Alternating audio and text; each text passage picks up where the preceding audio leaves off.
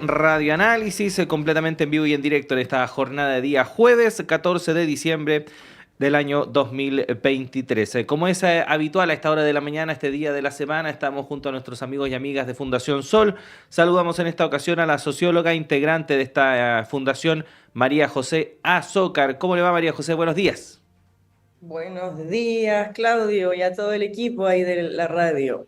Gracias, María José. Vamos a hablar en esta ocasión de salario mínimo, sueldo mínimo, que es algo que, por cierto, es un tema muy importante a la hora de hablar, por ejemplo, respecto de nuestra sociedad, nuestra economía. Y en esta ocasión, respecto de qué tan efectivo, podríamos decir, es el salario mínimo que tenemos en nuestro país para cumplir con el objetivo de sacar a los hogares de la pobreza. ¿Qué podríamos decir en primer lugar, María José, respecto de esto? Sí, lo primero que hay que decir, Claudio, es que estamos viviendo una completa crisis en materia salarial en nuestro país, y no solamente ahora, sino que esto se arrastra desde hace mucho tiempo. Por eso desde Fundación Sol hemos hecho el punto que existe en Chile un atraso salarial. Y como tú muy bien decías, el salario mínimo nos sirve, ¿no?, para poder entender las dimensiones de esta crisis salarial. Respecto al salario mínimo, es bien importante decir que es una política económica bien importante, porque como se dice en economía, el salario mínimo tiene un efecto faro en la economía, ilumina la ruta para que el resto de los salarios también se incrementen.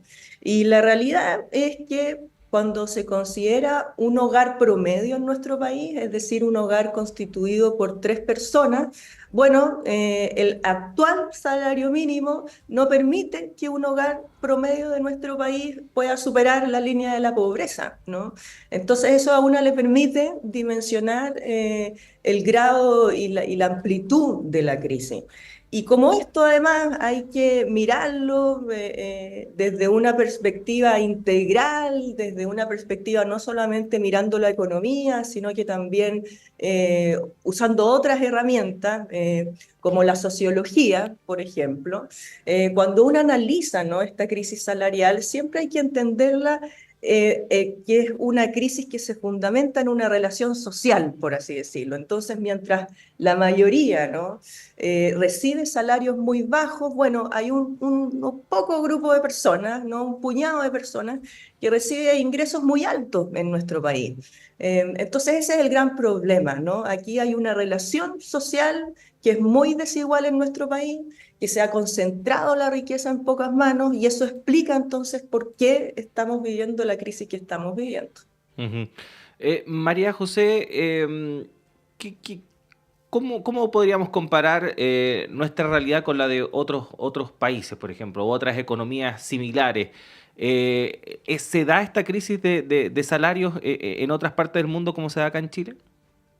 Sí, bueno, esa es una interesante pregunta, porque por mucho tiempo las promesas del desarrollo nos han dicho que cuando hay que llegar a un cierto nivel del PIB, de lo que sea del indicador, ¿no?, una va a tener, va a estar en mejores condiciones, ¿no?, supuestamente. Y lo que estamos viendo es que países que se consideran muy ricos y muy desarrollados también están en un momento de crisis salarial profunda. Aquí traigo a colación el ejemplo de Estados Unidos. En Estados Unidos, hoy en día, las personas no tienen dos, tres empleos porque simplemente no alcanza un empleo para vivir. Y eso es una realidad no tan distinta a la que se vive acá en Chile.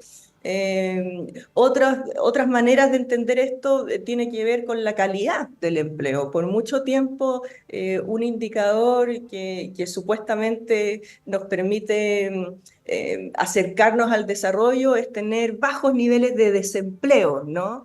Pero hoy en día, en países como Estados Unidos, la discusión no está tan centrada en el desempleo, sino que en la calidad del empleo, ¿no? Por las razones que te decía antes, por los bajos salarios, etcétera. Bueno, y eso no es tan distinto a lo que está ocurriendo en nuestro país, pues, ¿no?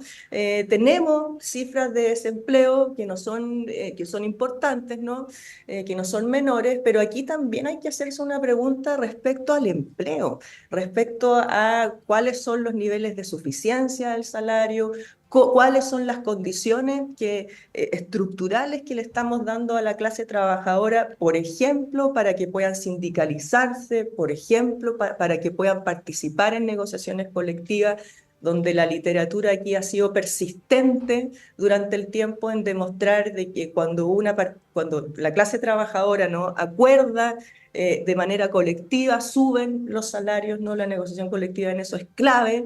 Y bueno, hay que apostar, ¿no?, por esos cambios estructurales que se ven a largo plazo, finalmente. Ujú. ¿Y cómo se responden esas preguntas, María José, respecto de cómo es el estado del empleo actualmente en nuestro país a propósito de esos factores que mencionaba? Sí. Mira, aquí hay que quizás poner atención considerando las dimensiones de la crisis salarial que existe en nuestro país, cómo es que no hemos tenido movilizaciones ciudadanas antes, ¿no? Dado la magnitud de la que hemos estado hablando.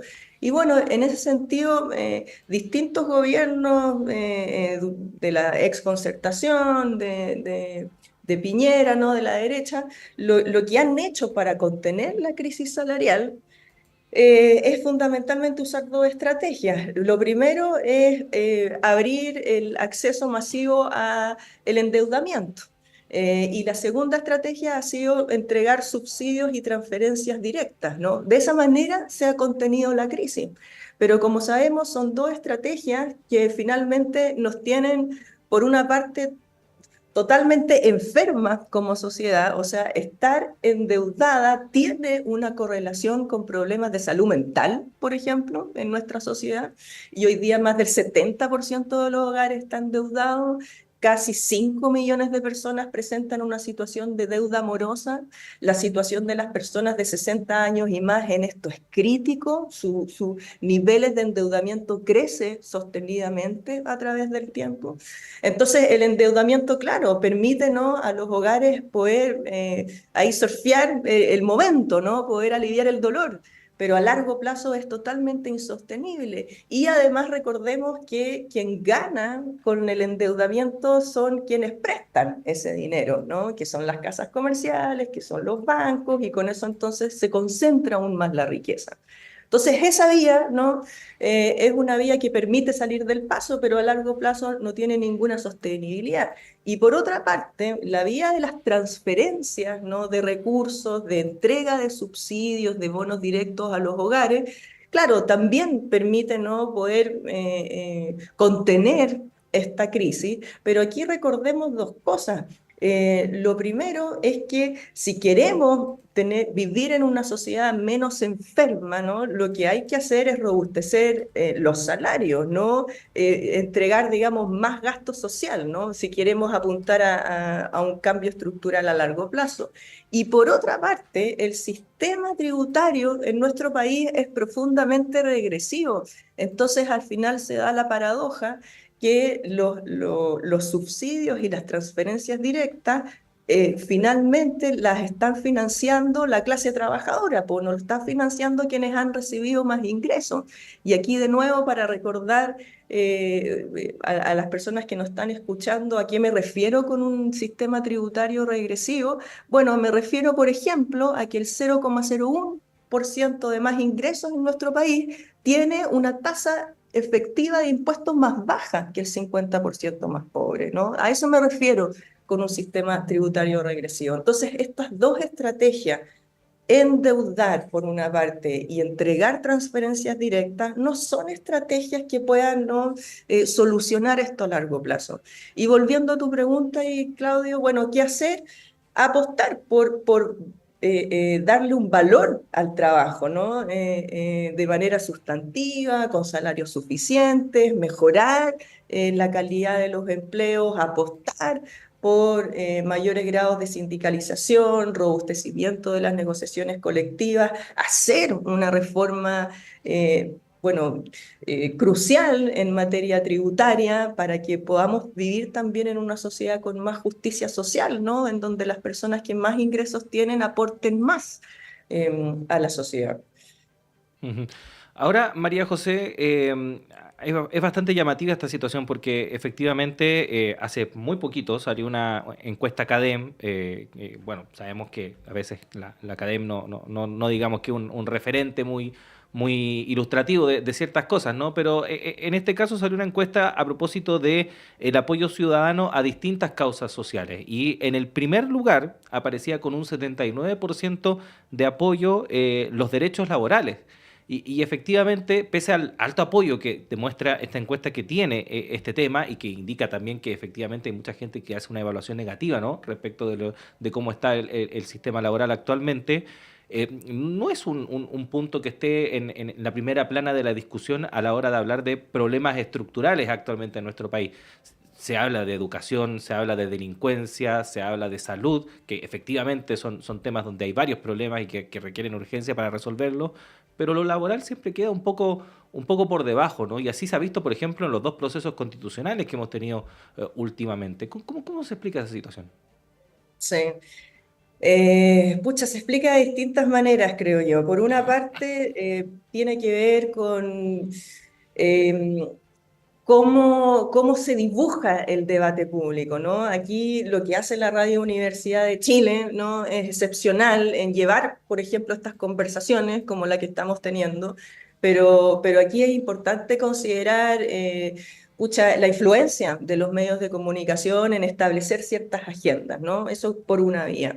Por otra vía, es cierto que no se habla de manera frontal de derechos laborales, si se quiere, pero sí tuvimos hace pocos años atrás una revuelta que hablaba de dignidad, por ejemplo, ¿no? Que hablaba de pensiones. Y eso inevitablemente te lleva a una conversación sobre la suficiencia de salario, sobre empleos dignos, sobre los trabajos que no son remunerados, ¿no? Como los trabajos de cuidado y doméstico, y así, ¿no? O sea, cuando desde Fundación Sol participamos en espacios sociales, en espacios sindicales, los temas laborales tienen una prioridad, pero quizás el lenguaje, ¿no? Para llegar a esto, para llegar a hablar de, qué sé yo, negociaciones colectivas o lo que sea, bueno, una entra de distintas maneras, pues, entra también desde los códigos o las gramáticas de la dignidad y así. Y aquí también me gustaría agregar a lo que tú dices, Claudio, sobre los debates públicos. En todo esto también es importante decir que la clase trabajadora es heterogénea, ¿no? Y desde ese lugar la crisis salarial impacta de manera distinta dependiendo de las biografías y experiencias de las personas. Entonces hay espacios sociales en donde esto está muy presente. Y aquí quiero, por ejemplo, nombrar lo que pasa con trabajadoras del campo y de la pesca, ¿no?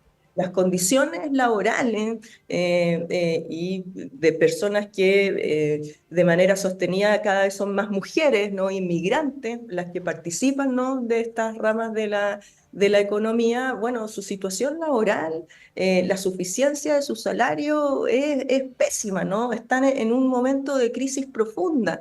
Y esto es bien paradójico porque cuando hablamos de trabajadoras del campo, de trabajadoras de la pesca, estamos hablando de trabajadoras que nos permiten vivir, ¿no? Que nos entregan alimentación, que nos provisionan, ¿no? De algo fundamental en nuestras vidas para el resto de la sociedad. Y bueno, el salario, por ejemplo, mediana, la mediana de los salarios, es decir, cuánto gana la mitad de las personas de las ramas de agricultura, ganadería, son 400.000 pesos o menos, ¿no? Entonces, la verdad es que también aquí hay que considerar que dependiendo también de qué grupo social tú perteneces, se hace más o menos urgente, ¿no? Hablar de temas laborales, de suficiencia de salario. Y cuando tenemos un medios de comunicación cuya hegemonía está en manos de, bueno, unos pocos, ¿no? Que pertenecen a la élite, claro que desaparecen estos asuntos, ¿no? Ujú.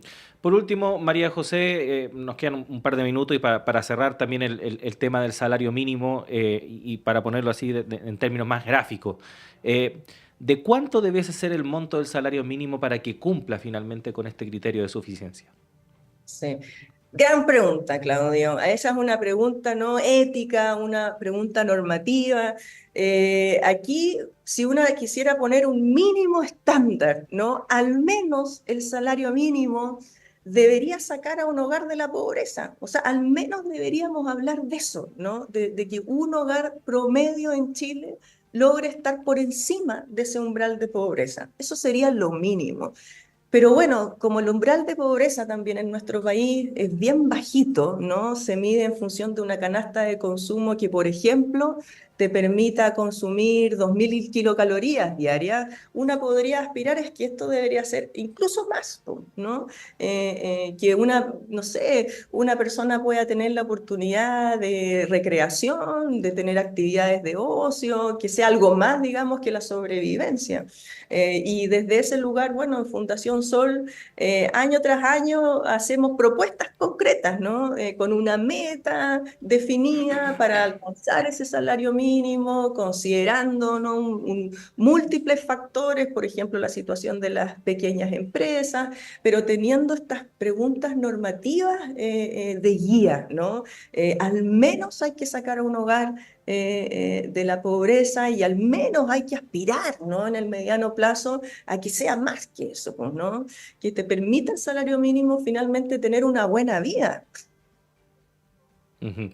Bueno, María José, sin duda alguna este es un tremendo tema, lo vamos a seguir abordando en futuras sesiones ahí con los integrantes de la Fundación Sol, contigo o por supuesto con todo el equipo que siempre está muy dispuesto a participar acá en este espacio que tenemos en la radio. Como siempre, María José, agradecerte que hayas estado con nosotros y te esperamos pronto, que estés muy bien, un abrazo. Tú también, Claudio. Un abrazo. Y con esta conversación despedimos esta primera edición de Radio Análisis. Son exactamente las 9 de la mañana con 53 minutos. Siga junto a nosotros porque en breve llega Antonella Esteves y Semáforo a estos mismos estudios. Así que ya eso en tan solo unos instantes. Pero también acompaña la programación de la red de radios que piensan y el canal de televisión Uchile TV. Nosotros nos reencontramos a las 13 horas en la segunda edición de Radio Análisis junto a Diana Porras.